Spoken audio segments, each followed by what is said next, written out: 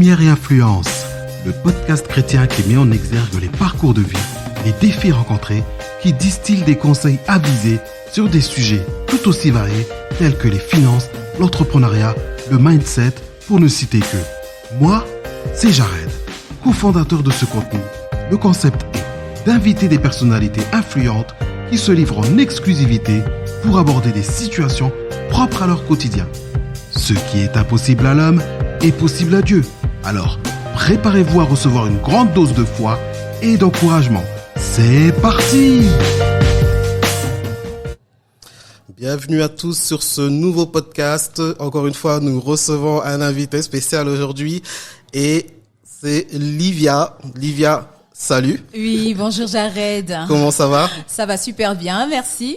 Écoute, on est très ravis de t'accueillir pour ce podcast aujourd'hui. Je suis ravie d'être là. Donc Livia, en quelques mots, peux-tu te présenter? Alors, moi je suis Livia Afui Nkili. Ah, c'est comme ça qu'on dit mon nom en entier. Je suis donc d'origine gabonaise et je suis chrétienne, donc née de nouveau, je précise bien, voilà. Dans ma vie professionnelle, alors je suis professeure de français, en tout cas prof de lettres. D'accord. On dit comme ça. Donc en lycée ou en collège Alors, je dirais beaucoup plus large. Donc, je peux enseigner tant au primaire, au collège, au lycée et aussi à l'université. Très bien, très bien. Oui. Donc, puisque, on va dire, j'ai un doctorat en lettres. D'accord, donc voilà, les compétences élargies. Exactement. On a une doctoresse avec nous aujourd'hui. C'est ça. Donc en tout cas, nous sommes ravis de t'accueillir et le principe est simple. Aujourd'hui, on va parler du parcours de la chrétienté. Donc tu vas t'exprimer un peu à travers ton parcours et une série de questions que nous allons enchaîner dès à présent. Première question, Livia. Peux-tu nous parler de ta première rencontre avec la foi chrétienne et comment cela a influencé ta vie? Alors, parler de première rencontre. Oula, je vais dire que j'ai toujours été chrétienne, en fait. Pourquoi? Parce que ma famille, mes parents sont chrétiens, donc je suis née dans une famille chrétienne, voilà. Et puis, on va dire à l'âge de 8 ans ou un peu moins, je commençais un petit peu à chercher ma voie. C'est-à-dire que je voyais les gens aller à l'église, je partais avec les parents, mais je n'avais pas encore fait cette rencontre-là. Mais j'étais dans le souci où je me posais des questions, en fait. Je pense qu'on l'a tous eu. Quel type de questions tu te posais? Pourtant, tu es née dans une famille chrétienne. Des questions existentielles. Par exemple, pourquoi je suis là?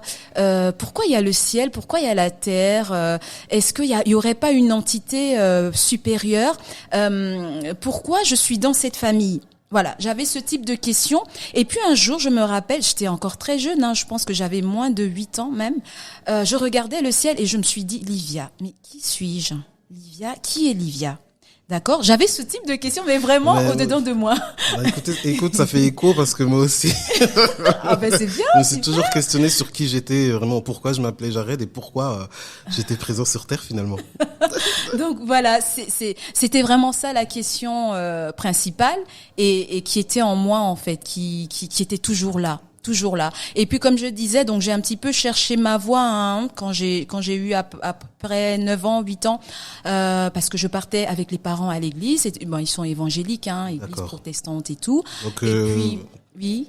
Pas dans le catholicisme. Non, pas dans le. Mais par contre, j'ai pratiqué un petit peu le catholicisme. D'accord. Donc à l'âge de 12 ans, je fréquente, je suis déjà au collège, et j'ai une amie qui est catholique et tout, et qui me parle de Marie.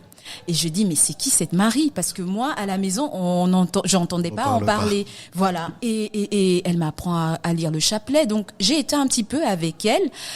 Donc, je lisais le chapelet, je dormais avec, je faisais ce genre de choses. Mais, j'arrête, il y avait quelque chose en moi qui me disait que c'était pas la bonne voie. Il y avait quelque chose en moi qui me disait,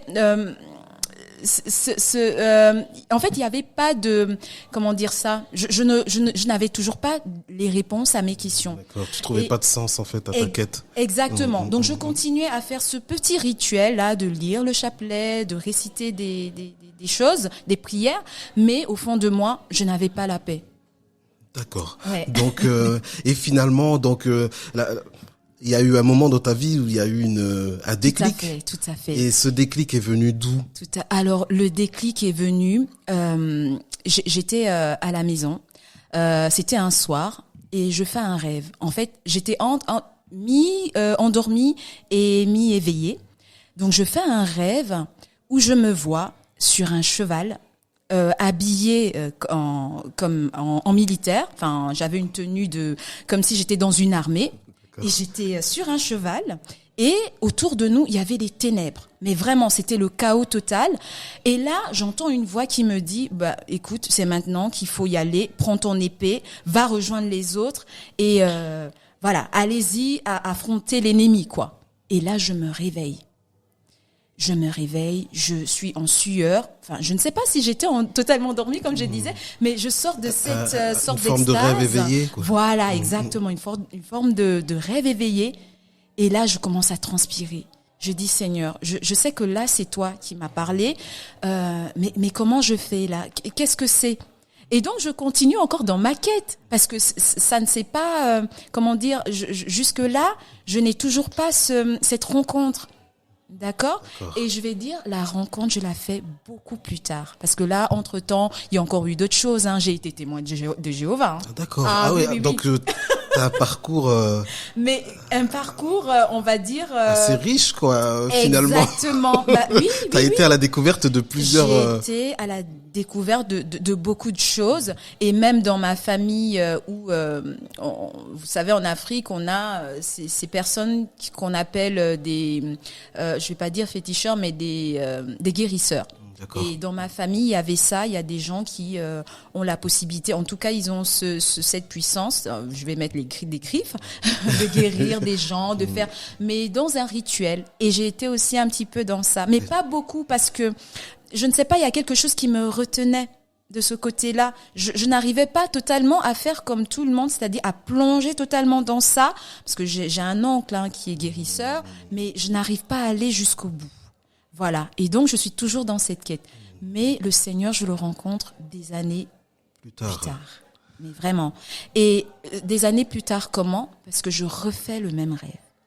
D'accord, Oui. d'accord. Je suis à la fac, je suis au SOLSI, à Metz, en France, et je refais ce rêve. Et là, je me dis, Seigneur, je pense que c'est maintenant, c'est le moment. Et je me rappelle que j'avais fait cette petite prière à Dieu.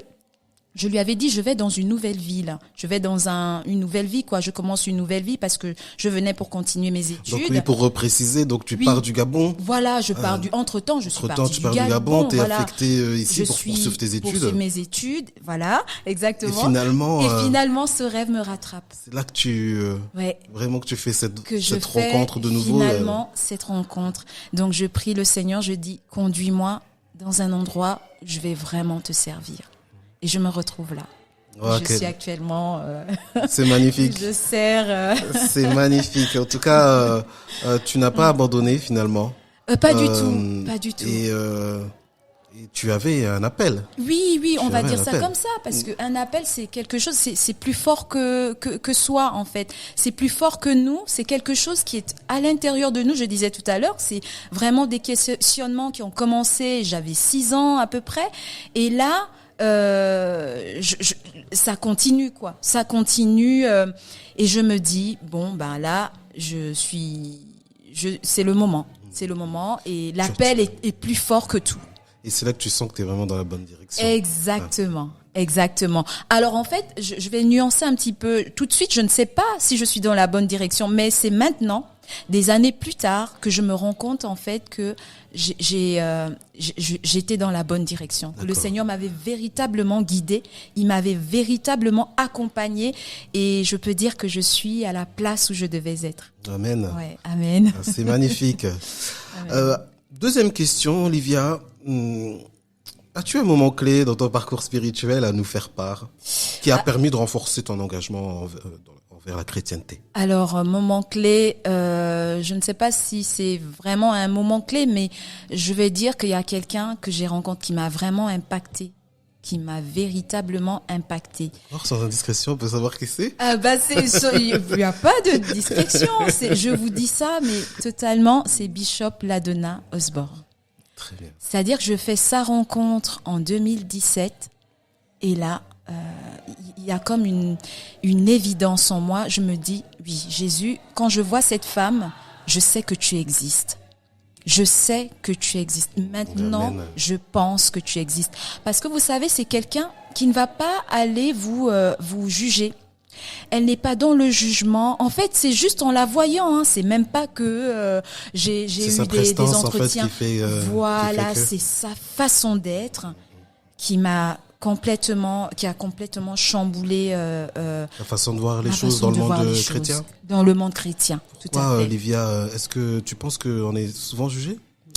Bah oui, moi je pense qu'on est dans le monde chrétien, on ne fait pas, ce n'est pas comment dire ça, c'est inconsciemment qu'on le fait, c'est-à-dire que si quelqu'un fait différemment que vous allez tout de suite dire ah mais pourquoi il fait comme ça, pourquoi cette église fait comme ça, pourquoi eux ils prient comme ça.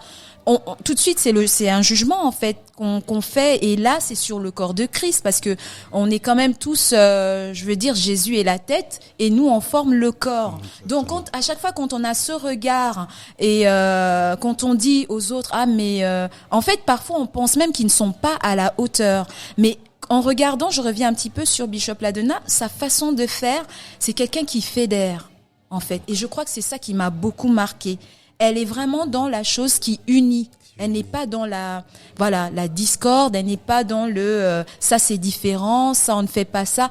Elle vient vraiment pour unifier. Elle est vraiment bienveillante. Exactement. Et c'est sa bienveillance. Ah, je vous dis, c'est juste son regard, mais vraiment c'est quelqu'un. Vous observez juste sa façon d'être. Et ça vous touche. C'est vrai que c'est Ça quelqu'un vous de change. très simple. Pourtant, son papa, Exactement. le très renommé T.L. Osborne, Oui. qui a fait de grandes choses, on va pas se Tout à mentir, fait. très reconnu dans le monde chrétien. Et quelle simplicité cette Oui, fille. mais clairement, c'est des missionnaires, hein, c'est des gens qui ont des églises dans le monde entier. Mais vous les approchez, comme tu as dit, Jared, ce sont des gens simples, Très des accessible. personnes très accessibles, qui vous, en fait, ils ne cherchent pas à déteindre sur vous, ils ne cherchent pas à vous changer, ils vous prennent tel que vous êtes. Ça, c'est Et important. ça, c'est très très Et important. tu trouves que c'est quelque chose qu'on doit remettre au centre Tout de à la fait. chrétienté aujourd'hui? Exactement. Moi, je pense qu'on doit arrêter de regarder les autres avec un regard différent, c'est-à-dire à les juger, mais on doit être dans la bienveillance. On doit se dire, peu importe comment ils sont, peu importe comment ils se tiennent, peu importe ce qu'ils portent, ce qu'ils ne portent pas, on fait tous partie du corps de Christ. Amen. Et je pense qu'à partir de là, les choses peuvent changer.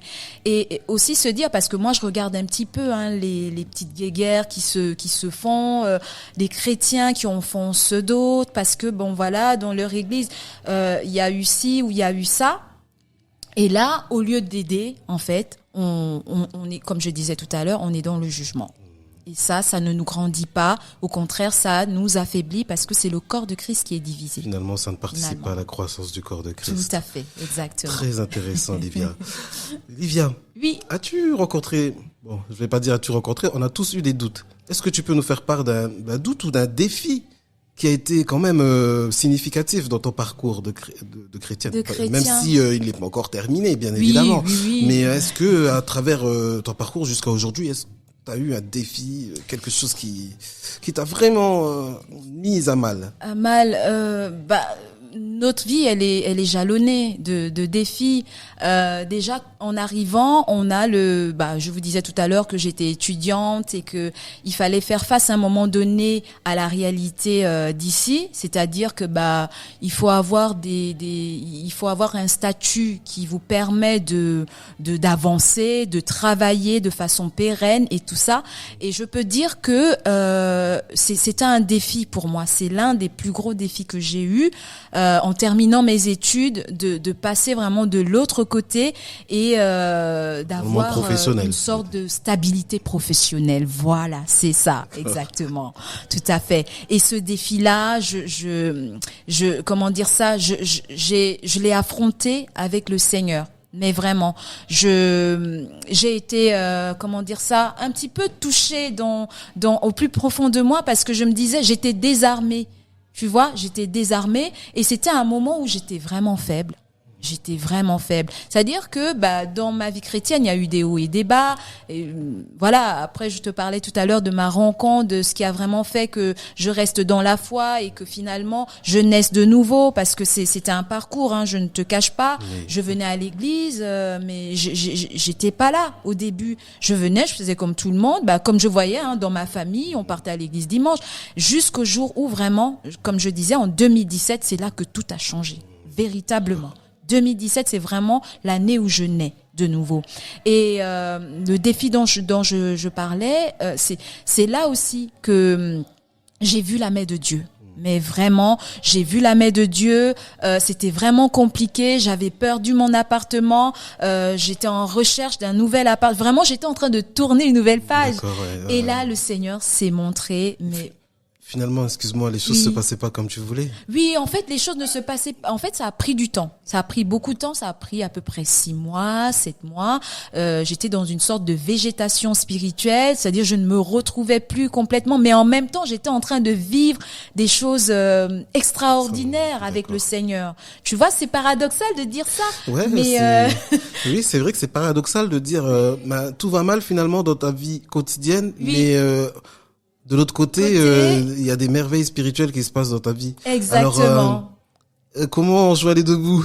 Alors écoute, en laissant faire Dieu. Moi, j'ai laissé le Seigneur faire.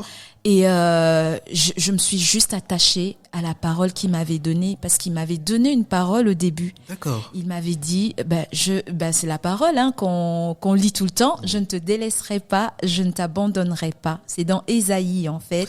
Je crois 43 versets 1 à 5. Je ne suis pas sûre du justement, verset. Ça rejoint notre prochaine question. Oui. Alors tu vas nous donner un verset qui t'a accompagné finalement et qui t'a fortifié. Oui. Est-ce que tu peux nous le répéter? Et deuxième question, est-ce que ça a vraiment eu un impact profond sur ton cheminement spirituel? Mais ça a eu un impact profond, Jared, parce que c'est à partir de ce moment que je réalise qui je suis. Tu sais, au début, je disais qu'il y avait une question qui taraudait dans ma tête, dans mon esprit. C'était qui suis-je? Oui, mais c'est qui Livia en fait? Et là, j'ai la réponse de qui je suis. C'est à ce moment-là que j'ai pris connaissance de mon identité en Christ. D'accord. Et là, je comprends que je suis enfant de Dieu, en fait. Quand je passe cette étape, en fait, je n'ai même pas passé l'étape. Je suis encore dans le parcours, j'attends des choses, je suis à la recherche d'un nouvel appartement, par rapport à mon statut professionnel, je suis en train de chercher encore véritablement ce que je dois faire. Et là, j'ai une sorte de conviction en moi. Livia, tu es enfant de Dieu. Et si tu es enfant de Dieu, tu es héritière de Dieu. Donc, tu es co-héritière de Christ. Donc, en fait, je suis riche de ce que le Seigneur a mis en moi. Et finalement, ce verset qui est tellement pertinent, il a pris une tournure dans ta vie. Exactement. Mais je vis ce verset-là. Je le vis. Je prends véritablement connaissance de ça. Et là, ça vient répondre aux questions que je me posais. Tu sais, c'est comme un puzzle.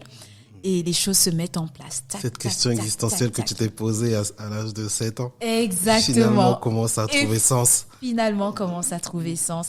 Et ce n'est pas fini parce que tu sais, c'est le Seigneur, en fait, quand il se révèle à nous, il a plusieurs facettes.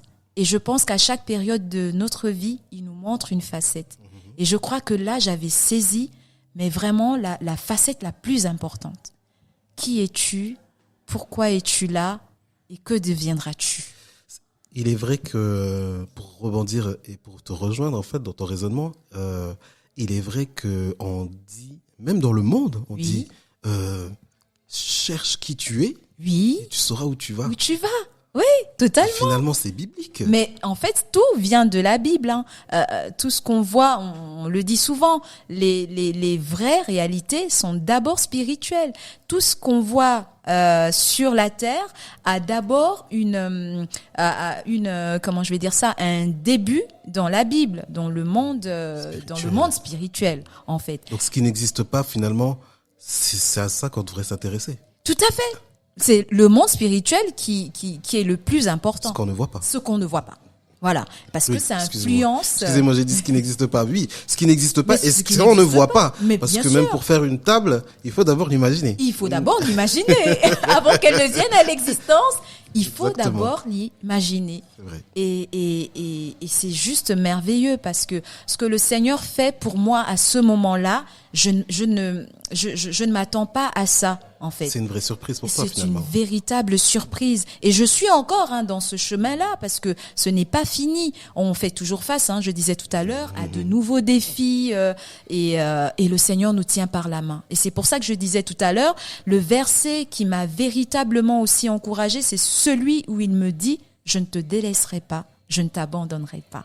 Amen. Voilà. Amen. À tous nos auditeurs qui nous écoutent, prenez bien, en tout cas, prêtez l'oreille à ce verset qui finalement est tellement encourageant, tellement encourageant. Totalement. Ouais. Comment ta foi chrétienne, Livia, a influencé tes relations personnelles, ton choix de carrière et ta perspective de vie en général? On sait que parfois, on vit dans le monde, on vit dans le monde. Bien sûr. On rencontre des gens qui ne sont pas forcément chrétiens. Et comment toi tu te positionnes dans ce monde me positionner en tant que chrétienne? Oui, en tant que chrétienne.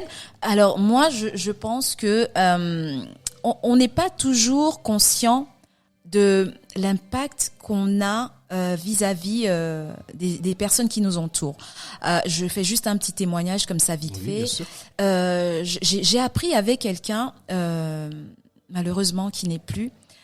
Elle me fait un message un jour, elle me dit « Livia », en fait on parlait sur les réseaux parce qu'elle était au Gabon, et elle me dit « Waouh, quand je regarde ta vie, quand je regarde ton parcours, ça me donne envie de me battre et d'aller de l'avant. En fait, tu es un exemple. » Et je fais waouh. Je dis mais pourquoi elle me dit ça?